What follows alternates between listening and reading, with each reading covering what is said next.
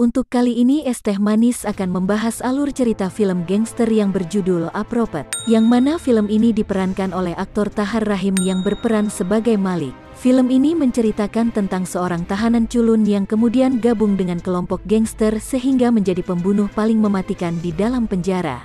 Bagaimanakah kelanjutan kisahnya? Sebelum kita lanjutkan, jangan lupa tekan tombol subscribe, comment, and share ya, biar channel ini semakin berkembang dan bertambah semangat. Baiklah, inilah alur ceritanya.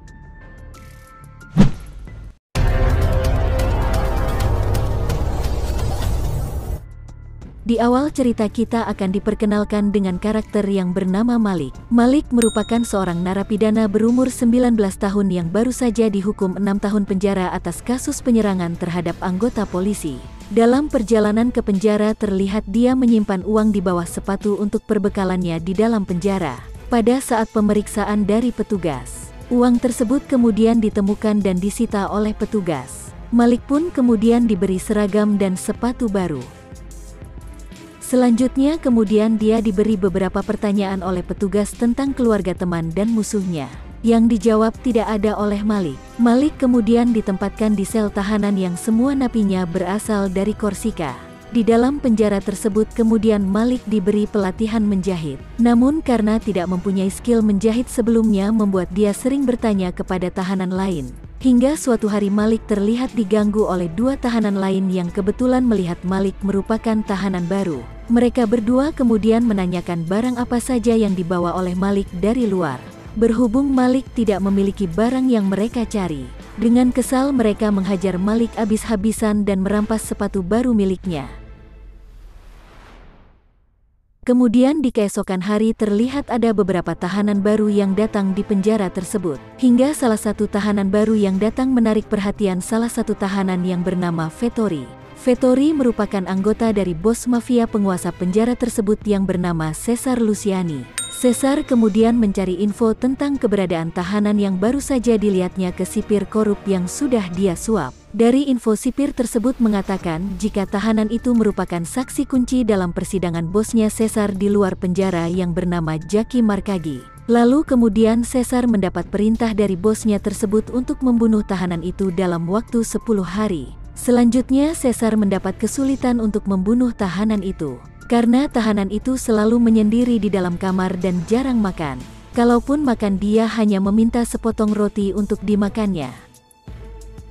Selanjutnya kita akan mengetahui ternyata tahanan yang sedang diincar oleh Cesar itu bernama Reyep. Reyep terlihat sedang mandi di sebelah Malik. Reyeplah yang pertama mengajak ngobrol Malik dengan menawarkannya narkoboy gratis. Asal Malik mau melayani Reyep pada saat itu. Mendengar itu Malik menjadi sedikit emosi dan langsung meninggalkannya. Scene selanjutnya pada saat pemeriksaan menuju pekarangan penjara. Terlihat Malik didatangi oleh anggota dari Cesar Luciani dan mengajaknya untuk bertemu dengan bosnya tersebut. Pada saat bertemu kemudian Cesar mengatakan kepada Malik jika Malik membutuhkan perlindungan di penjara tersebut jika ingin bertahan selama hukumannya di penjara itu. Cesar pun menawarkan perlindungan kepada Malik namun dengan syarat Malik harus membunuh Reyep dan jika menolak maka Maliklah yang akan dibunuh oleh Cesar. Malik terlihat tidak bisa menolak tawaran tersebut hingga kemudian Malik disuruh Cesar untuk terus dekati Reyep dan menjadi temannya. Di dalam sel tahanan terlihat Malik kebingungan karena tawaran dari Cesar. Apalagi sebelumnya Malik belum pernah membunuh siapapun. Dengan segala cara Malik mencoba untuk menghindar dari tawaran Cesar. Namun selalu gagal karena penjara tersebut sudah dikuasai oleh Cesar. Selanjutnya untuk melancarkan aksinya terlihat Malik diajarkan oleh anggota Cesar untuk membunuh menggunakan silet yang disimpan di dalam mulut. Beberapa kali Malik mencobanya namun masih gagal dan terlihat mulutnya terluka di beberapa bagian. Hingga kemudian Malik pun terlihat sudah mulai mahir untuk melakukannya. Dan hari berikutnya Malik mulai menghampiri Reyep di sel tahanannya. Reyep kemudian memeriksa badan Malik untuk memastikan jika Malik tidak membawa sesuatu ke dalam sel tahanannya. Kemudian rencana yang sudah dipelajari Malik tidak bisa dilakukannya karena Reyep menyuruh Malik untuk segera duduk. Malik kemudian terlihat tidak bisa menunggu beberapa lama lagi karena mulutnya sudah mulai terluka karena kelamaan menyimpan siletnya. Kemudian dia segera mengeluarkannya dan langsung menyerang Reyep hingga Reyep pun langsung terkapar menghembuskan nafas terakhirnya. Selanjutnya sesuai arahan dari anggota sesar yaitu siletnya ditaruh di tangannya Reyep yang seolah-olah telah terjadi bunuh diri sendiri oleh Reyep. Setelah selesai membersihkan dirinya, lalu dia pun pergi meninggalkan sel tahanan Reyep tersebut.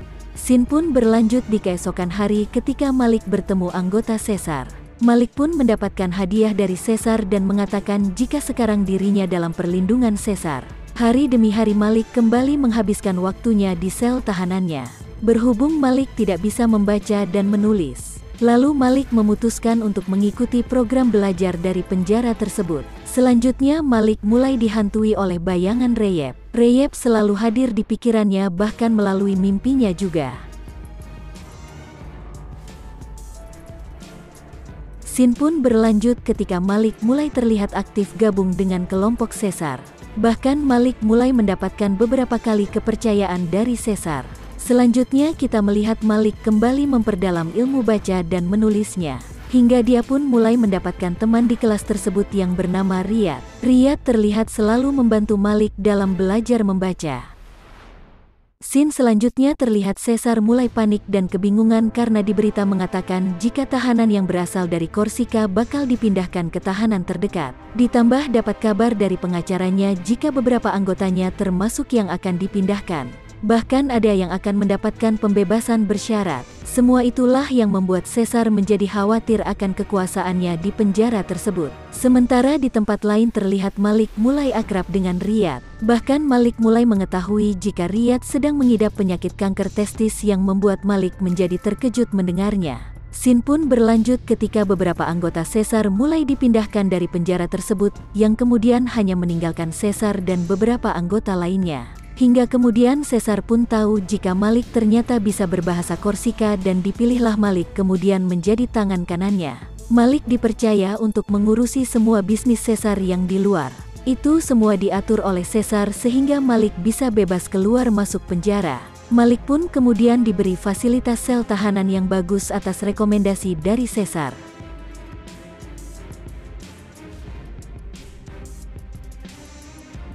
Scene pun berlanjut ketika Malik berkenalan dengan seorang tahanan yang bernama Jordi. Jordi merupakan seorang pengedar. Bahkan sebelum ditangkap dia sempat mengamankan 25 kilo barang bukti di toilet minimarket di kota tersebut. Selanjutnya kita akan melihat Malik mulai aktif keluar masuk penjara untuk menjalankan bisnisnya Sesar. Bahkan Malik juga sempat mengunjungi Riyad yang telah bebas beberapa hari yang lalu. Malik kemudian juga mengunjungi minimarket yang dimaksud oleh Jordi. Dia pun kemudian menemukan barang bukti 25 kilo narkoboy milik Jordi. Malik pun kemudian kembali menemui Riyad dan mengajaknya untuk bergabung bersama dirinya dan Jordi menjadi bandar narkoboy di kota tersebut. Karena kebutuhan Riyad pun menerima ajakan dari Malik tersebut. Hingga kemudian Malik terlihat sukses menjadi pengedar narkoboy di luar penjara. Dia dengan mudahnya menambah beberapa fasilitas di sel tahanannya sendiri. Bahkan mulai berani memanggil wanita panggilan untuk melayaninya bercocok tanam di sel tahanan tersebut. Scene pun berlanjut ketika Sesar melihat geng musuhnya di dalam penjara mulai bertambah banyak. Dia terlihat khawatir akan kekuasaannya di penjara tersebut menjadi terancam. Lalu menyuruh Malik untuk mencari informasi siapa pimpinan dari kelompok tersebut. Kemudian Malik menyarankan untuk melibatkan petugas sipir untuk melakukan sidak ke seluruh anggota kelompok tersebut. Saran Malik terbukti benar ketika pemimpin kelompok tersebut yang bernama Hasan meminta bantuan kepada Sesar agar mereka dibebaskan dari sidak petugas sipir penjara. Sesar lalu mengatakan akan menolongnya asalkan Hasan mengabarkan kepada sepupunya Hasan yang bernama Brahim untuk bertemu dengannya di Marseille. Kemudian Hasan pun menyetujuinya. Lalu scene selanjutnya kita melihat jika Riyad sedang diserang oleh kelompok yang pimpinannya bernama Latif.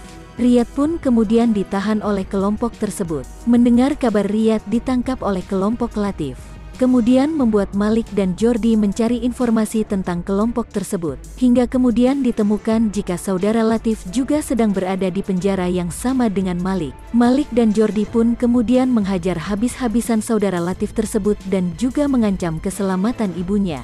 Malik lalu meminta kepada saudaranya Latif untuk menghubungi Latif segera agar melepaskan Riyad dan barang narkoboy miliknya. Saudara Latif tersebut langsung menghubunginya. Singkat cerita, kemudian Malik mendapat tugas dari Caesar untuk menemui Brahim di Marseille. Pada saat bertemu dengan Brahim, kemudian Malik langsung menyampaikan pesan Caesar untuk Brahim, yaitu Caesar mengajak untuk kerjasama tanpa melalui bosnya, yaitu Jackie Markagi. Brahim lalu menerimanya asalkan Caesar mau membantunya untuk menumpas mata-mata di dalam bisnis mereka.